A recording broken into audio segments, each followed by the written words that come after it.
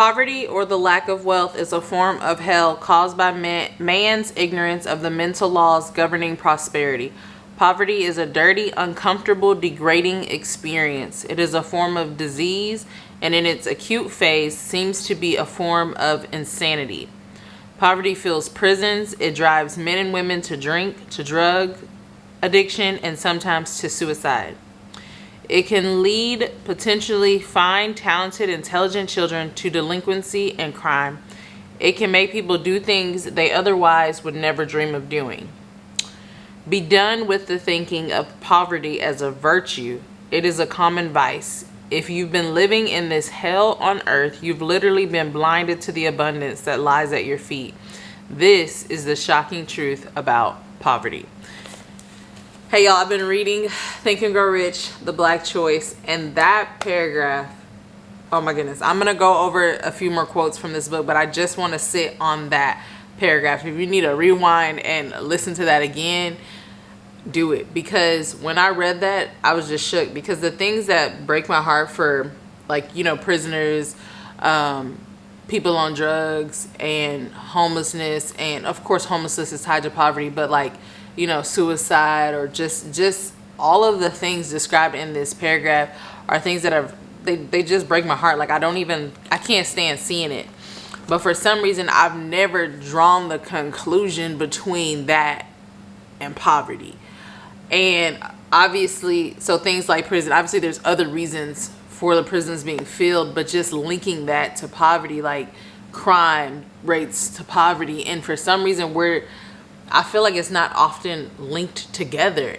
And if it is, then my next question is, why has the solution never been teaching our communities about wealth? You know, how do we generate wealth? How do we steward the money that we have so that we can then turn it into wealth? How do we talk about investments? So this book, I mean, the whole book is good, but this chapter is called A Message on Money, or Money Talks. I mean, y'all, it has changed my life. And some of y'all are watching this and, like, you know, you're cringing this conversation about money, because I know it's weird for some people to talk about money, but we got to start talking about it. And this is not just about, okay, go get rich, right? 'Cause, like, I'm going to read you another quote on page 260. My book fell apart. That's how hot it is in Texas right now. I left it in the car for not even an hour and it did this. So page 260. Let me show y'all this. Wealth takes on contrasting forms: vision, discipline, work, faith, initiative, resilience, desire, ideas, and thought. All unlimited and infinite, pretty much, resources. And then it goes down to say, consequently, the creation of wealth lies within you, the individual. And it also says, wealth is less a stock of goods than a flow of ideas. This, to me, this is everything that needs to be taught. Because I know when we start talking money, we start talking wealth, people instantly start thinking greed, or, you know, prosperity, gospel, and things like that.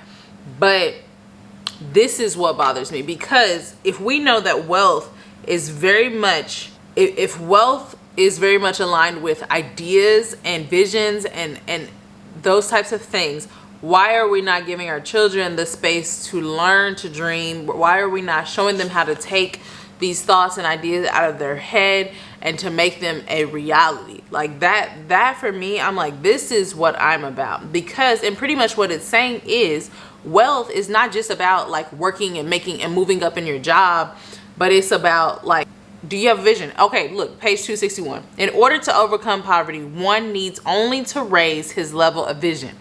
Buy my vision book, y'all. When I read that, I was like, this is everything. I'll link it below, for real. Buy it. But when I read that, I was like, this is everything. This is why vision is so important. Because you can, you know, people that sit around and they just talk about ideas all day.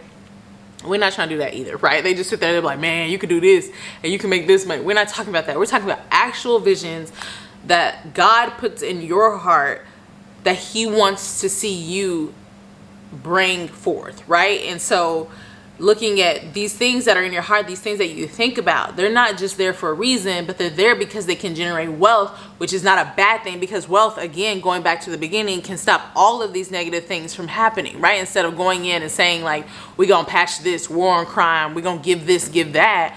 What if we begin to talk about ideas and visions that can make this happen? And then even going a step further, talking about how how you can use your 9-to-5 to fund your vision. Because I'm not, a part of all the camp of you gotta quit your job and just go all in or whatever. I know that's not realistic for some people, but just the idea that all of our ability to gain wealth is right here. It's invisible things. And even it talks about wealth, can come forth through discipline and work. So just letting our kids know that, hey, hold on, that's Malachi. Hey, if you would just work hard, right? If you would be the hardest working, the one that shows up the most on your job, that could create a flow of wealth, a flow of income. Like, that's huge. And when I hesitated to do these videos on my channel about wealth because I didn't want anybody thinking like, just because I don't make a lot of money, I'm not a bad person, Della, and that's not what I'm saying. So I hope that's not what you're hearing. But wealth doesn't determine, or our money doesn't determine, if we're a good person or not, but it does determine our extension of thinking. So here's what I mean by that. On page 262, it says, money is an extension of your thinking. It is a symbol of either limitations or limitlessness, according to your thoughts, right? Regardless of your current circumstance, each of us can change our thinking to bring wealth into our lives. And so one of the things, and I've given this example before, but an example, one thing I feel like this is similar to is when someone will be like, oh, you're so lucky to be able to stay home with your kids, or you guys are so lucky to be able to have XYZ. And it's like, this has nothing to do with luck, right? This is something that we didn't say we couldn't do. Someone's like, oh, I can't afford that, or I can't. Well, yeah, as a man thinketh, right? Like, if you think and you declare that, then that is your truth. But we try to get creative, and we don't say we can't afford that. We say, how can we? Especially when it comes to a lifestyle. Now, if it's like, oh, do we buy this, used Suburban, or do we need an Escalade? Like, that is not a conversation for us. We're not gonna be like, oh, how can we afford the Escalade? Because that ain't what we're talking about right now, okay?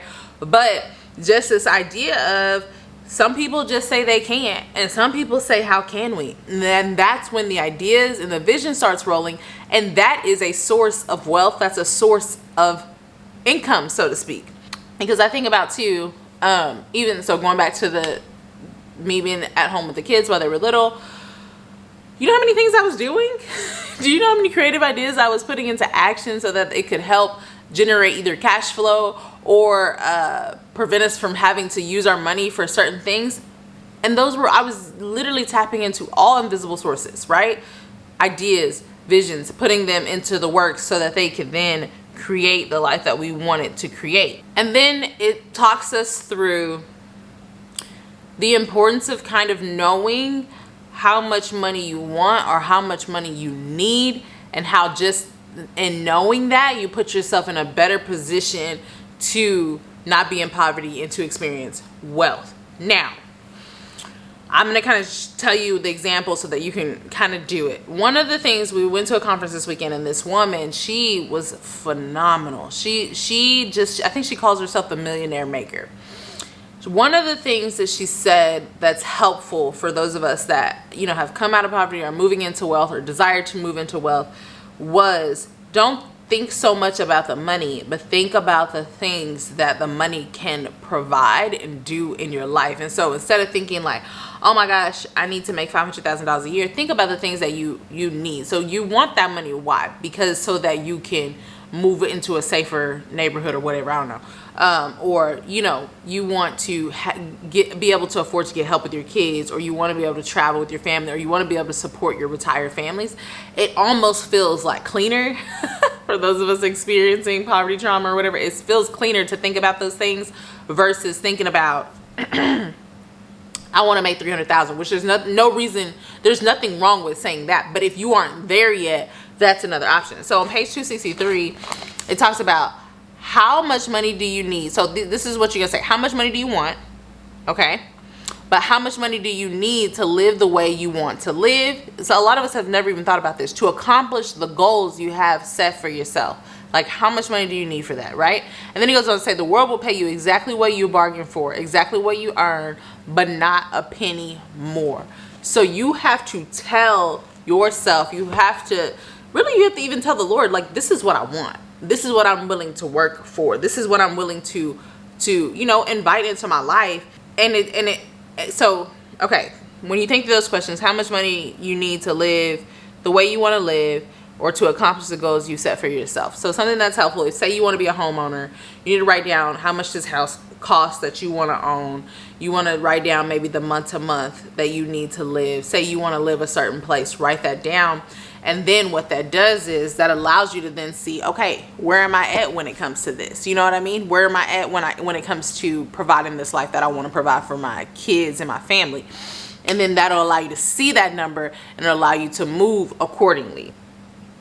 Again, I am not preaching prosperity gospel. I'm not saying like own it, claim it, manifest it in your life. I'm not saying any of that, right? Like, I am telling you that this is a way that we can cure the things that were happening in the beginning of the chapter when we first started. Okay. Also, I think this is really, really important, because this is we try to make wealth dirty, but this is the beauty behind wealth. This is the good behind wealth. Your rewards will always be in exact proportion to your service. If you're unhappy with your income, you must devise ways and means of increasing your service. And then the other page says, the amount of money you receive will always be in direct proportion to the demand for what you do, your ability to do it, and the difficulty of replacing you. So that's two parts. Let's break down the first part, your level of service. So when you think about wealthy people, they're often able to serve a massive amount of people at a high level. So you think about, even just think about a podcast, right? Like, say someone has a podcast, that podcast, maybe they only work 10 hours a week. However, that podcast services millions of people every week when they put it out. Well, their wealth reflects how many people they're able to serve, right? So if you shift your mindset to how many people can I serve in a way that they can invest in, then that can increase my wealth. And then the other quote that I said from page 264, the amount of money you receive will always be in direct proportion to the demand for what you do, your ability to do it, and the difficulty of replacing you. This is why doctors make a lot of money, because a lot of people can't, which there's other things you can do, a lot of other things you can do to make more money than a doctor. But what I'm saying is that specialty piece. Like, you can't just go out on the street and find another doctor, versus you can just go out on the street and maybe find someone else to scan groceries, which there's nothing wrong with someone who scans groceries. The doctor is not more important than the grocery scanner. However, it's the specialty. It's how like, it's going to take us years and years and years to train the person that's scanning groceries, to do brain surgery, like a brain surgeon. And so that goes for anything. So that's where you're looking at your gifts, you're looking at your abilities, and you're saying, okay, what can I do with these gifts and abilities that would be hard to replace? Or what can I do with these gifts and abilities that will allow me to serve a mass amount of people, to increase my service so that I can increase my wealth? Again, this is stuff that I am learning with you guys. Like, this is not something I'm like, oh, I'm an expert at this. No, like I'm saying, this is, my mind has been blown and opened up to all of this. And this, when this chapter started off saying that, man, poverty is a disease. It is a disease. And I know some people, and this is not a political video, I know some people think that handouts is the answer. I do not. Like, I'm already here. Let's go there. I often wonder please don't judge you would be shocked at my political views. Don't, this is not that, okay? But here's what I'm trying to say. I often wonder how easily the government gives out housing and food stamps and things like that. If it was that easy to get a business loan, I often wonder where we would be as a people. Y'all gonna hate me for that statement, but that's something that I really do think about. I really do think about, especially us being entrepreneurs, and even, looking at, you know, how much, when we had our trucking business, how much money my husband was able to bring in, yet still didn't qualify for a business loan that could have kept it, you know? So I don't know. I just think about that. I think this has opened up my mind to that. But what I'm seeing is literally your visions and your ideas and your ability to think beyond. Like, there's this guy I listen to on YouTube. He always says thinking is the hardest work that most people will never do.